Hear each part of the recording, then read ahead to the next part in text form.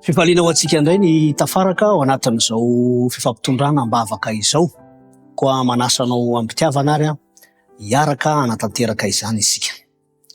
Raha ny tsara indrindra izay an-danitro misaotra anao izay afaka mbola manana tompo-potoana, tompo-pahavelomana ihany koa, ary indrindra afaka mifampivavaka.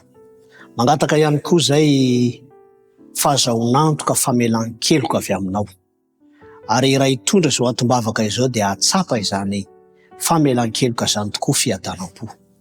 Tondram-bavaka manokana izay ny ankohonana ireo rehetra izay namony ainy tratry ny loza, indrindra ny loza tampoka, ary indrindra ihany koa ny sehatra ara-tsakafo. Tompo malalo amin'ny maha olombelona anay dia voafetra ihany izahay. Fa mifampivavaka kosa, ianao ilay mahay manasitrana ny fo maratra, ianao ihany koa ilay mahay mampahery, ary indrindra mitondra fampiononana ny amin'ny alalan'ny fahasoavanao, dia ampahery, anasitrana ny fo maratra rehetra, ary amelombelona fanantenana ihany koa ao anatin'ny fonony tsirairay avy.